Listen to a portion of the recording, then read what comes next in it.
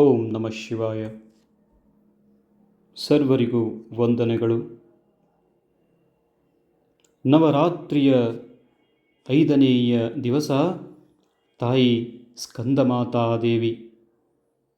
ಈ ದಿವಸ ಜಗನ್ಮಾತೆ ಜಗದೀಶ್ವರಿ ದುರ್ಗಾದೇವಿ ಸ್ಕಂದಮಾತಾದೇವಿಯ ರೂಪದಲ್ಲಿ ಅವತರಿಸಿರುವಳು. ಸ್ಕಂದಮಾತಾ ರೂಪದಲ್ಲಿ ಭಕ್ತರನ್ನು ಉದ್ಧರಿಸುವಳು. ಯಾ ದೇವಿ ಸರ್ವಭೂತೇಷು ಸ್ಕಂದಮಾತಾ ರೂಪೇಣ ಸಂಸ್ಥಿತಾ ನಮಸ್ತಸ್ಸೈ ನಮಸ್ತಸ್ಸೈ ನಮಸ್ತಸ್ಸೈ ನಮೋ ನಮಃ. ನವರಾತ್ರಿಯ 5ನೆಯ ದಿನದಂದು ದುರ್ಗಾದೇವಿಯು ಸ್ಕಂದಮಾತಾ ರೂಪವನ್ನು ಧರಿಸಿ ಬರ್ತಾಳೆ. ಧರ್ಮ ಗ್ರಂಥಗಳ ಪ್ರಕಾರ ಮೂರ್ಖನಾದರೂ ಕೂಡ ಈಕೆಯ ಕೃಪೆಯಿಂದ ಅತ್ಯಂತ ಬುದ್ಧಿವಂತನಾಗ್ತಾನೆ. ಸ್ಕಂದಮಾತಾ ಪರ್ವತಗಳಲ್ಲಿ ವಾಸಿಸುವ ಮೂಲಕ ಲೌಕಿಕ ಜೀವಿಗಳಲ್ಲಿ ಹೊಸ ಪ್ರಜ್ಞೆಯನ್ನು ಸೃಷ್ಟಿಸಿದಂತಹ ದೇವತೆ ಸ್ಕಂದಮಾತೆ. ಸ್ಕಂದ ಕುಮಾರ ಕಾರ್ತಿಕೇಯನ ತಾಯಿಯಾಗಿರುವುದರಿಂದ ಆಕೆಯನ್ನು ಸ್ಕಂದಮಾತೆ ಅಂತ ಕರೀತಾರೆ. ಈ ದೇವಿಯನ್ನು ಪೂಜಿಸುವ ಮೂಲಕ ಭಕ್ತರು ಎಲ್ಲ ಇಷ್ಟಾರ್ಥಗಳನ್ನು ಈಡೇರಿಸಿಕೊಳ್ಳಬಹುದು. ಭಕ್ತನಿಗೆ ಮೋಕ್ಷವೂ ಕೂಡ ಸಿಗುತ್ತದೆ.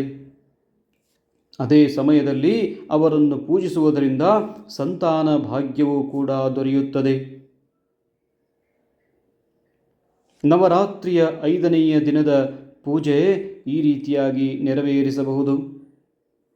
ನವರಾತ್ರಿಯ 5ನೆಯ ದಿನ ಸ್ನಾನ ಮಾಡಿ ಸ್ವಚ್ಛವಾದ ಬಟ್ಟೆಗಳನ್ನು ಧರಿಸಿಕೊಳ್ಳಬೇಕು. ದೇವಸ್ಥಾನದಲ್ಲಿ ಅಥವಾ ಮನೆಯ ಪೂಜಾ ಸ್ಥಳದಲ್ಲಿ ಸ್ಕಂದಮಾತೆಯ ಚಿತ್ರ ಅಥವಾ ಪ್ರತಿಮೆಯನ್ನು ಸ್ಥಾಪಿಸಿ ಗಂಗಾಜಲದಿಂದ ಶುದ್ಧೀಕರಿಸಬೇಕು. ಒಂದು ಕಲಶದಲ್ಲಿ ನೀರನ್ನು ತೆಗೆದುಕೊಂಡು ಅದರಲ್ಲಿ ಕೆಲವು ನಾಣ್ಯಗಳನ್ನು ಹಾಕಿ ಮತ್ತು ಪೀಠದಲ್ಲಿ ಇರಿಸಬೇಕು. ನಂತರ ಪೂಜೆಯ ಪ್ರತಿಜ್ಞೆಯನ್ನು ತೆಗೆದುಕೊಳ್ಳಬೇಕು. ಅರಿಶಿನ ಕುಂಕುಮವನ್ನು ಸ್ಕಂದಮಾತೆಗೆ ಅರ್ಪಿಸಬೇಕು. ನೈವೇದ್ಯವನ್ನು ಅರ್ಪಿಸಬೇಕು. ಧೂಪ ದೀಪದಿಂದ ತಾಯಿಗೆ ಆರತಿಯನ್ನು ಮಾಡಿ ಆರತಿಯ ನಂತರ ಮನೆಯ ಎಲ್ಲ ಜನರಿಗೆ ಪ್ರಸಾದವನ್ನು ವಿತರಿಸಿ ಮತ್ತು ನೀವು ಕೂಡ ಅದನ್ನು ಸ್ವೀಕರಿಸಬೇಕು. ಸ್ಕಂದಮಾತೆಯು ಬಿಳಿ ಬಣ್ಣವನ್ನು ಇಷ್ಟಪಡ್ತಾಳೆ. ಆದ್ದರಿಂದ ನೀವು ಕೂಡ ಬಿಳಿ ಬಟ್ಟೆಗಳನ್ನು ಧರಿಸುವ ಮೂಲಕ ತಾಯಿಗೆ ಬಾಳೆಹಣ್ಣನ್ನು ಅರ್ಪಿಸಬೇಕು. ಇದನ್ನು ಮಾಡುವುದರಿಂದ ತಾಯಿ ಉತ್ತಮ ಆರೋಗ್ಯವನ್ನು ಕರುಣಿಸ್ತಾಳೆ ಎನ್ನುವ ನಂಬಿಕೆ ಇದೆ. ಕಾರ್ತಿಕೇಯನನ್ನು ಪುರಾಣಗಳಲ್ಲಿ ಸನತಕುಮಾರ, ಸ್ಕಂದಕುಮಾರ ಇತ್ಯಾದಿ ಹೆಸರುಗಳಿಂದ ಕರೆಯಲಾಗ್ತದೆ. ಈ ರೂಪದಲ್ಲಿ ತಾಯಿ ಸಿಂಹದ ಮೇಲೆ ಸವಾರಿಯನ್ನು ಮಾಡ್ತಾಳೆ ಮತ್ತು ದೌರ್ಜನ್ಯ ನೀಡುವ ರಾಕ್ಷಸರನ್ನು ಕೊಲ್ತಾಳೆ. ಪರ್ವತ ರಾಜನ ಮಗಳಾಗಿರುವುದರಿಂದ ಅವಳನ್ನು ಪಾರ್ವತಿ ಎಂದು ಕೂಡ ಕರೀತಾರೆ. ಶಿವನ ಪತ್ನಿಯಾಗಿದ್ದರಿಂದ ಆಕೆಗೆ ಮಹೇಶ್ವರಿ ಎಂಬ ಹೆಸರು ಕೂಡ ಇದೆ. ಅವಳ ಮೈ ಬಣ್ಣದಿಂದಾಗಿ ಅವಳನ್ನು ಗೌರಿ ಎಂದು ಕರೀತಾರೆ. ತಾಯಿಗೆ ತನ್ನ ಮಗನ ಮೇಲೆ ಹೆಚ್ಚು ಪ್ರೀತಿ ಇದೆ. ಆದ್ದರಿಂದ ಅವಳನ್ನು ಸ್ಕಂದ ಮಾತಾ ಎಂದು ಕರೆಯುತ್ತಾರೆ. ತಾಯಿ ಅಭಯ ಭಂಗಿಯಲ್ಲಿದ್ದು ಕಮಲದ ಹೂವಿನ ಮೇಲೆ ಕುಳಿತಿರುವಳು. ಆದ್ದರಿಂದ ಅವಳನ್ನು ಪದ್ಮಾಸನ ದೇವಿ ಮತ್ತು ವಿದ್ಯಾವಾಹಿನಿ ದುರ್ಗಾ ಎಂದು ಕೂಡ ಕರೆಯುತ್ತಾರೆ. ಪೌರಾಣಿಕ ನಂಬಿಕೆಯ ಪ್ರಕಾರ ಬ್ರಹ್ಮದೇವರನ್ನು ಮೆಚ್ಚಿಸಲು ತಾರಕಾಸುರನೆಂಬ ರಾಕ್ಷಸನು ತೀವ್ರ ತಪಸ್ಸನ್ನು ಮಾಡಿದ. ಅವನ ಕಠೋರ ತಪಸ್ಸಿನಿಂದ ಸಂತೋಷಗೊಂಡ ಬ್ರಹ್ಮನು ತಾರಕಾಸುರನಿಗೆ ಅಮರತ್ವದ ವರವನ್ನು ನೀಡುತ್ತಾನೆ. ಇದರ ಹೊರತಾಗಿಯೂ ಬ್ರಹ್ಮ ತಾರಕಾಸುರನಿಗೆ ಜನ್ಮ ಪಡೆದವನು ಸಾಯಲೇಬೇಕಾಗುತ್ತದೆ ಅಂತ ವಿವರಿಸ್ತಾನೆ. ಇದರ ಮೇಲೆ ತಾರಕಾಸುರನು ಶಿವನ ಮಗನ ಕೈಯಲ್ಲಿ ಸಾವಿನ ವರವನ್ನು ಕೇಳ್ತಾನೆ. ಏಕೆಂದರೆ ಶಿವನು ಎಂದಿಗೂ ಮದುವೆಯಾಗುವುದಿಲ್ಲ ಎಂದು ಅವನು ಅಂದುಕೊಂಡಿದ್ದ.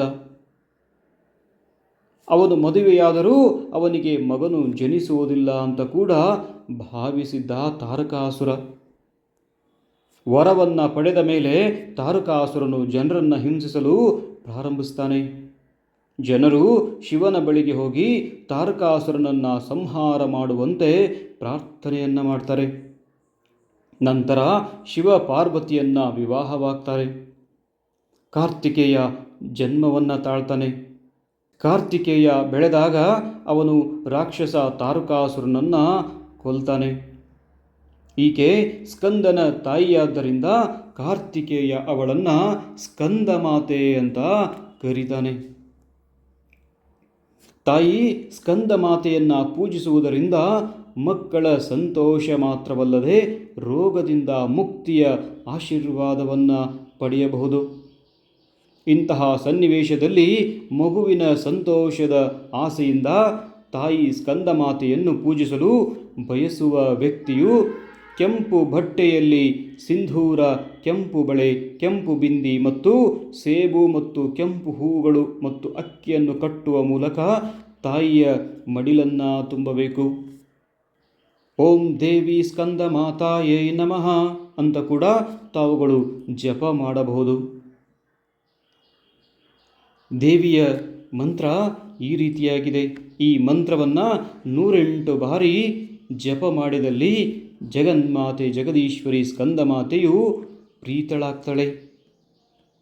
ಮಕ್ಕಳು ಬೇಕಾಗಿರುವವರು ಈ ಮಂತ್ರವನ್ನು ಜಪಿಸಿದಲ್ಲಿ ಅವರಿಗೆ ಪುತ್ರ ಭಾಗ್ಯವೂ ಕೂಡ ಸಂತಾನ ಭಾಗ್ಯವೂ ಕೂಡ ಲಭಿಸುತ್ತದೆ ಬಂಧುಗಳೇ. ಓಂ ಸಿಂಹಾಸನಾಗತ ನಿತ್ಯಂ ಪದ್ಮಾಶ್ರೀತಕರದ್ವಯ ಶುಭಧಾಸ್ತು ಸದಾ ದೇವಿ ಸ್ಕಂದಮಾತಾ ಯಶಸ್ವಿನಿ.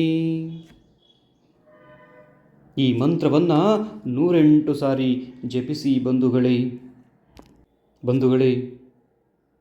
ತಾಯಿ ಜಗದೀಶ್ವರಿ ಜಗನ್ಮಾತೆ ಸ್ಕಂದಮಾತಾ ದೇವಿಯು ನಿಮ್ಮೆಲ್ಲ ಆಸೆ ಆಕಾಂಕ್ಷೆಗಳನ್ನು ಮನೋಕಾಮನೆಗಳನ್ನು ನೆರವೇರಿಸಿಕೊಡಲಿ ಅಂತ ಜಗದೀಶ್ವರಿಯಲ್ಲಿ ಪ್ರಾರ್ಥನೆಯನ್ನು ಮಾಡ್ತೇನೆ. ತಾಯಿ ಜಗದೀಶ್ವರಿಯ ಕೃಪೆ ತಮ್ಮೆಲ್ಲರಿಗೂ ಆಗಲಿ ಅಂತ ಪ್ರಾರ್ಥನೆಯನ್ನು ಮಾಡ್ತೇನೆ ಬಂಧುಗಳೇ.